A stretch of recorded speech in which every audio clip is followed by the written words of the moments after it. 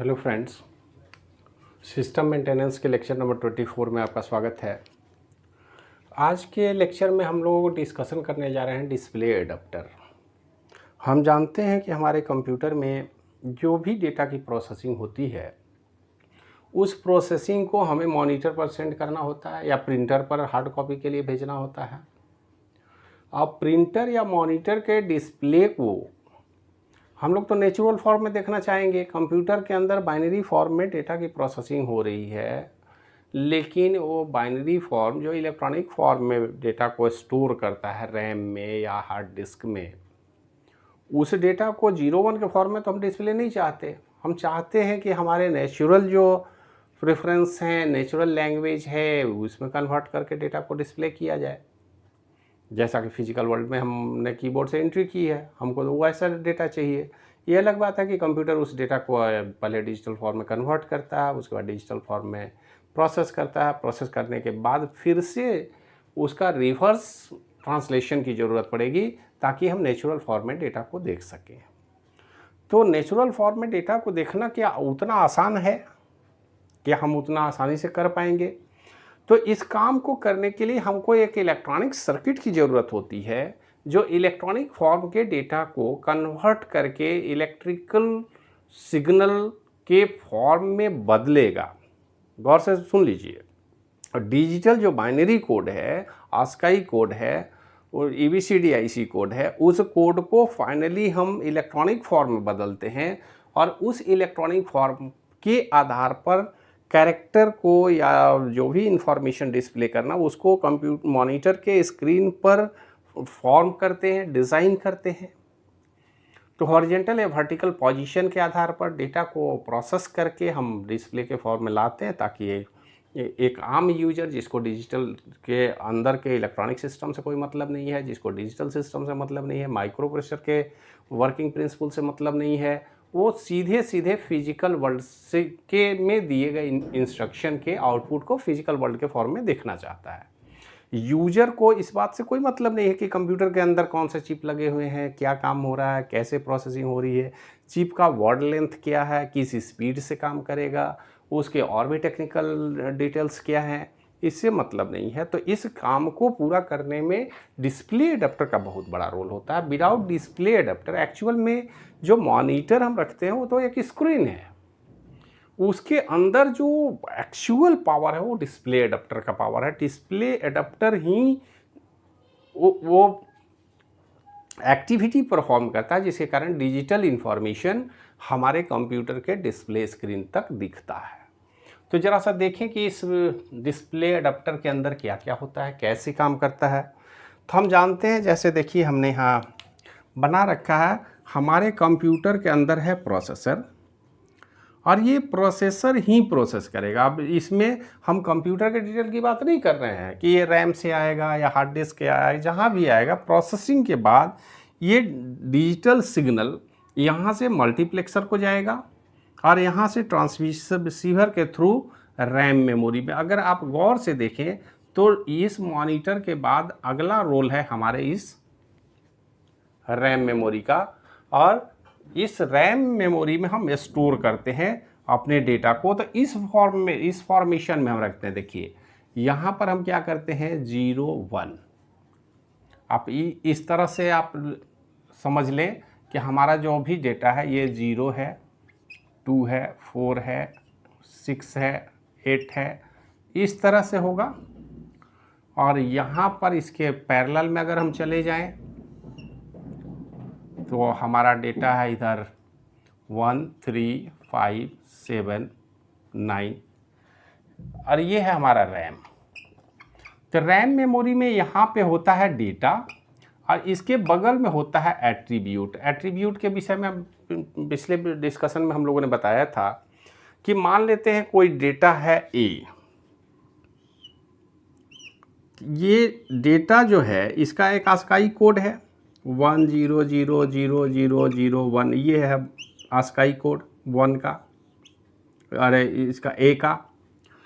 तो ये डेटा यहाँ रखा जाएगा 10000001 और ये एट्रीब्यूट क्या हो गया, तो एट्रीब्यूट उसका horizontal position, vertical position, colour position, brightness का पोजीशन, कॉन्ट्रास्ट का पोजीशन,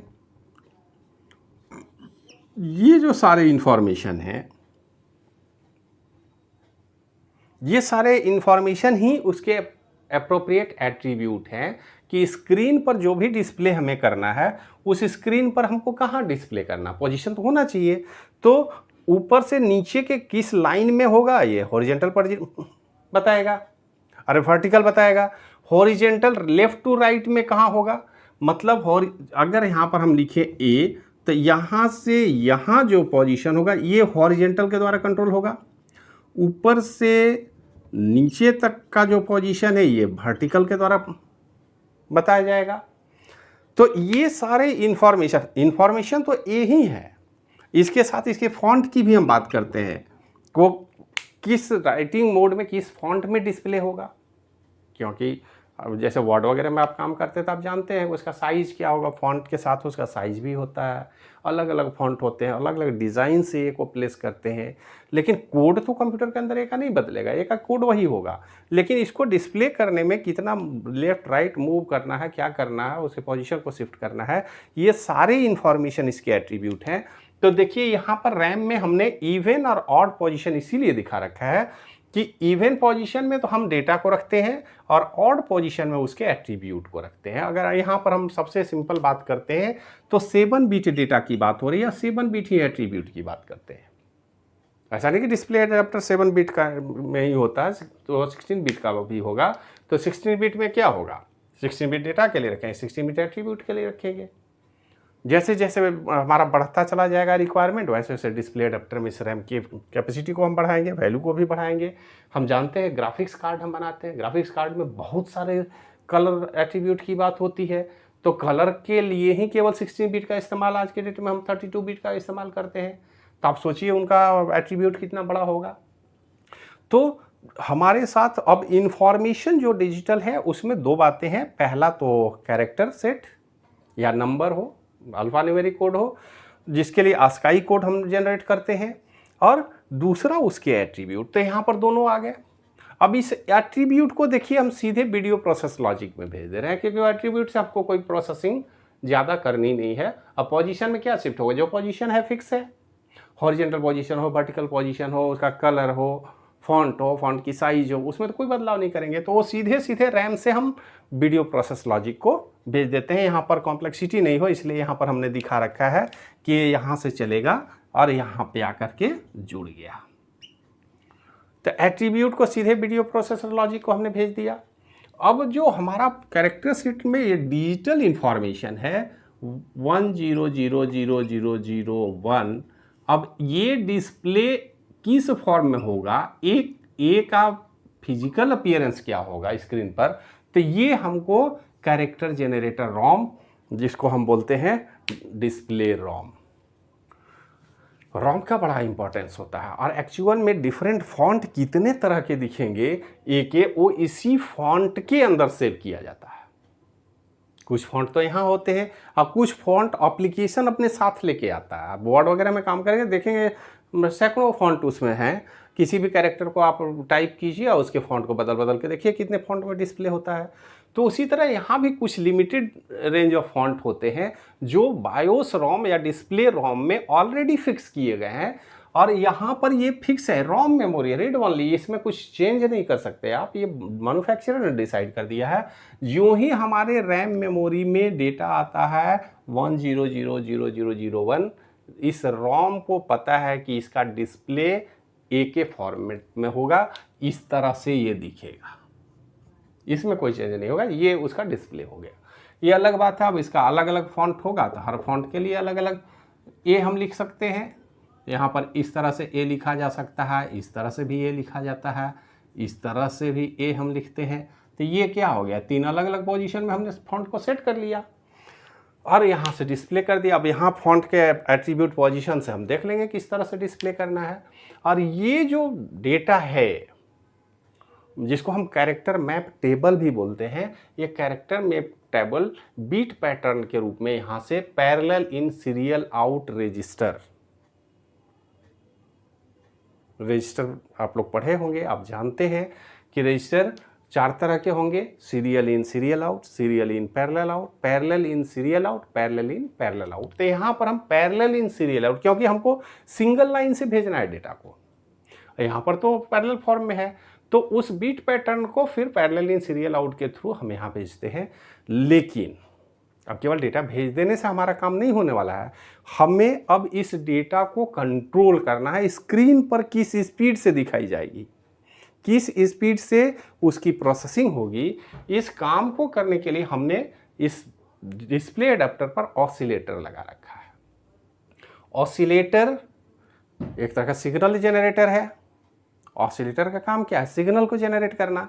तो ये जो सिग्नल जनरेट होता है कंप्यूटर सिस्टम, इस सिग्नल को जनरेट करने के लिए हम यहाँ पर दो काम करते हैं। एक डॉट काउंटर लगा रखा है हमने, और यहाँ पर कंट्रोल क्लॉक है। ये क्लॉक भी यहीं पे जाएगा, जो पैरेलल से सीरियल जो हमने डेटा कन्वर्ट किया उसको किस रफ्तार से आगे भेजना है। अब ये डेटा डिपेंड करता है, आप इस तरह से समझें कि मान लेते हैं जब हम घर में टेलीविज़न चलाते हैं तो आपने कभी सेट करने की कोशिश तो नहीं की है कि किस स्पीड से हम वीडियो देखना चाहते हैं। कैमरा में तो स्पीड बढ़ाया घटाया जा सकता है, लेकिन जब टेलीविज़न चलता है तो उसमें तो स्पीड की कोई बात नहीं, वो तो कांस्टेंट होता है। क्यों कांस्टेंट होता है? क्योंकि वहाँ पर जो ट्रांसमीटर है उनके स्पीड के साथ अपने टेलीविज़न सिस्टम को हम सिंक्रोनाइज कर देते हैं। जिस स्पीड से ट्रांसमिशन का जो प्रेजेंटेशन कलेक्शन का स्कैनिंग का जो स्पीड है, वही स्पीड हमारे कंप्यूटर में डिस्प्ले का होगा, ताकि बिल्कुल सिंक्रोनाइज हो। वहाँ जिस तरह से हम इमेज ले रहे हैं उस वीडियो कैमरा से, उसी स्पीड में हम यहाँ डिस्प्ले करेंगे। लेकिन मॉनिटर तो स्टैंड एलोन है, ये तो कंप्यूटर से कंट्रोल किया जा रहा है, इसके लिए बाहर से तो कोई सिग्नल आता नहीं है। तो स्वाभाविक है जो ट्रांसमीटर से प्रोसेसिंग स्पीड जो है उस स्पीड को यहाँ पर हम डिसाइड करते हैं, हमारा डिस्प्ले एडाप्टर जनरेट करेगा। और इसके जनरेशन के लिए हमने यहाँ ऑसिलेटर लगा रखा है। ये ऑसिलेटर एक निश्चित फ्रीक्वेंसी पर, मान लेते हैं 15,625 हर्ट्ज, ये हॉरिजॉन्टल फ्रीक्वेंसी है। इसी के आधार पर वर्टिकल फ्रीक्वेंसी भी हम डिसाइड करते हैं, मान लेते हैं वर्टिकल फ्रीक्वेंसी हमारा 50 हर्ट्ज है। तो ये दोनों ही फ्रीक्वेंसी हमको यहाँ से जनरेट किया जाएगा, और उसी फ्रीक्वेंसी को फाइनली हम उस सीरियल डॉट के साथ उसकी प्रोसेसिंग करके वीडियो प्रोसेस लॉजिक को भेजते हैं। अब ये जो सिग्नल आया, इस सिग्नल हम यहाँ भी देखिए डिजिटल काउंटर के थ्रू भेज रहे हैं, ताकि यहाँ से हॉरिजॉन्टल और वर्टिकल ये जो डिसाइड किए हैं वो सिग्नल यहाँ से मूव करेगा 15625, ये 50 हर्ट्ज और ये होगा 15625। अब ये हमारे ऊपर डिपेंड करता है, ये फ्रीक्वेंसी कई बार वर्टिकल 50, 60, 80 भी कर सकते हैं हम, इसको 20 के 30 के भी हम डिसाइड करते हैं, क्योंकि ये कंट्रोल हमारे पास है। ये पब्लिकली तो भेजना नहीं है, ये तो डिस्प्ले एडाप्टर है, ये बगल के मॉनिटर को रन करना है इनको। तो इसका सिंक्रोनाइजेशन हमारे मॉनिटर के साथ होना चाहिए, हमको इससे कोई मतलब नहीं, हमको दूसरे पड़ोसी के कंप्यूटर को तो चलाना नहीं, मॉनिटर को। तो जो ये डिस्प्ले एडाप्टर है अपने साथ लगे हुए मॉनिटर को सिर्फ कंट्रोल करने के लिए ये सिग्नल जनरेट करता है। इसके लिए यहाँ पर CRT कंट्रोल कार्ड चिप है। इस चिप के द्वारा ये horizontal vertical cursor position, monitor में आप देखते हैं कर्सर पोजीशन ब्लिंक करते रहता है, उसका पोजीशन पर्टिकुलरली कहाँ होगा, कहाँ तक हॉरिजॉन्टल वर्टिकल मूव करेगा। डिजिटल सिग्नल इनेबल सिग्नल भी हम देते हैं कि कब इनको प्रोसेस करना है, कब हमको रोकना है, और इस तरह से फाइनल वीडियो प्रोसेस लॉजिक में पहुंचता है ये सिग्नल। और इस सिग्नल में हमारे पास सीक्वेंशियल वीडियो सिग्नल इस तरह से आ रहा है, यहाँ से हॉरिजॉन्टल और वर्टिकल सिग्नल आया, और ये इसको मिक्स करके देखिए यहाँ पर हॉरिजॉन्टल सिग्नल और वर्टिकल सिग्नल, हॉरिजॉन्टल सिग्नल और वीडियो सिग्नल। ये वीडियो सिग्नल देखिए मोनोक्रोम या ब्लैक एंड वाइट की बात करता है।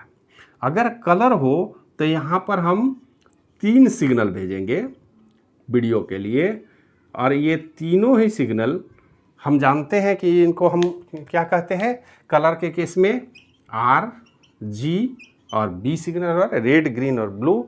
तो कलर मॉनिटर में वीडियो की जगह पर 3 अलग अलग सेपरेट सिग्नल जाएंगे, और 3 ही नहीं जाएंगे, उसके साथ आप देखेंगे कॉन्ट्रास्ट ब्राइटनेस का कलर का भी तो सिग्नल जाएगा, कलर किस हिसाब से रखना है। ऐसे ये सब सिग्नल इसके साथ जुड़े होंगे और ये अलग अलग सेपरेट सिग्नल जाते हैं। टेलीविज़न के केस में यही सारे सिग्नल फिर से मिक्स करके सिंगल केबल से भेजे जाते हैं। जब टेलीविज़न हम देखते हैं तो एंटीना से तो सिंगल वायर आता है, तो सिंगल में ये सारे सिग्नल वहाँ भी मिक्सअप होते हैं। वहाँ भी red, green, blue, horizontal, vertical, ये सारे सिग्नल मिक्स करके कॉमन लाइन से भेजे जाते हैं। लेकिन चूंकि मॉनिटर में हमको तो बगल में मॉनिटर रख के डिस्प्ले करना है, तो इनको मिक्स करना, अब मिक्स करने के बाद जब हम मॉनिटर में जाएंगे तो उनको अलग करना होगा। तो एडिशनल सर्किट यहाँ मिक्स करने के लिए लगाएंगे, फिर वहाँ सेपरेट करने के लिए लगाएंगे। जबकि हम जानते हैं कि यहाँ से आधा 1 मीटर भी बहुत दूरी होता है, तो यहाँ जस्ट बगल में चूंकि हमने मॉनिटर लगा रखा है, इसलिए हम इसको मिक्स नहीं करते। सेपरेट लाइन के थ्रू इस सिग्नल को हम मॉनिटर को भेज देते हैं। मॉनिटर में देखिएगा मल्टीपल केबल का कनेक्टर होता है। हम अगर देखें तो 15 पिन, 18 पिन, 9 पिन, इस तरह के एडाप्टर होते हैं। लेकिन पहले शुरू में कंपोजिट मॉनिटर आता था, तो वहाँ पर हम मिक्स करते थे और सिंगल केबल के थ्रू डेटा भेजा जाता था। लेकिन अब वैसी ज़रूरत नहीं है, क्योंकि बगल में हमको सेंड करना है, तो ये सारे सेपरेट सिग्नल मॉनिटर को दिए जाते हैं। मॉनिटर उनकी प्रोसेसिंग करता है और डिस्प्ले स्क्रीन पर हमारा वीडियो इन्फॉर्मेशन डिस्प्ले होना शुरू हो जाता है। ये वही इन्फॉर्मेशन है जो CPU के द्वारा प्रोसेस करके भेजा गया है। हम आशा रखते हैं कि एक बेसिक कॉन्सेप्ट है जिसको आप समझ पा रहे होंगे, और यही वो डिवाइस है। एक्चुअल में मॉनिटर कितना पावरफुल होगा ये डिपेंड करता है कि डिस्प्ले अडेप्टर कितना पावरफुल है, ये कितने सिग्नल को हैंडल कर सकता है, कितने एट्रीब्यूट को हैंडल कर सकता है, कितने कलर को सपोर्ट कर सकता है। उसके अगेंस्ट यहाँ पर रैम मेमोरी भी बढ़ाई जाएगी, और रॉम मेमोरी तो वो फिक्स होता है, तो डिज़ाइनर बना देता है। लेकिन इस रैम मेमोरी में भी कैपेसिटी बढ़ा करके डिफरेंट फॉन्ट को हम सपोर्ट करने का व्यवस्था करते हैं। तो प्रिंटर में भी इस तरह का प्रोविज़न हम रखते हैं। प्रिंटर कंट्रोलर में भी इस तरह यही सेम कंडीशन में काम होगा। सिर्फ वही है कि वो प्रिंट जो ये सिग्नल है इसको पेपर पर प्रिंट करेगा और डिस्प्ले एडाप्टर इसको मॉनिटर पर भेजा जाएगा। अब ऐसा नहीं है कि डिस्प्ले एडाप्टर से हम प्रिंटर जोड़ देंगे, प्रिंटर को डिस्प्ले एडाप्टर से नहीं जोड़ सकते। प्रिंटर के लिए बिल्कुल अलग तरीके से केबल बना करके भेजा जाएगा और वहाँ पर अलग प्रोसेसिंग होगी। लेकिन मॉनिटर के केस में हमारा ये प्रॉपर डिस्प्ले एडाप्टर है जिसमें अलग अलग ब्लॉक हैं, और इन सब ब्लॉक का अपना इम्पॉर्टेंस है। इनके सहयोग से ही हम मॉनिटर के स्क्रीन पर इमेज को प्रोजेक्ट कर पाते हैं, डिस्प्ले कर पाते हैं, और ताकि आम आदमी को इस डिटेल सर्किट को समझने की ज़रूरत नहीं है। वो तो कीबोर्ड से एंट्री करेगा और डिस्प्ले पर मॉनिटर स्क्रीन पर दिखेगा। तो ये बेसिक कॉन्सेप्ट था, बेसिक डिस्कशन था वीडियो डिस्प्ले एडाप्टर का। हम आशा रखते हैं कि कुछ आपको कॉन्सेप्ट क्लियर होगा, आप इसको समझ पाने में सक्षम होंगे, और कोई दिक्कत होगी तो फिर आप हमसे क्वेश्चन करेंगे, हमारे मेल पर भेजेंगे, व्हाट्सएप नंबर पर आप अपने प्रॉब्लम को शेयर करेंगे और समझने की कोशिश करेंगे। तो इस वीडियो में इतना ही। वीडियो देखने के लिए धन्यवाद।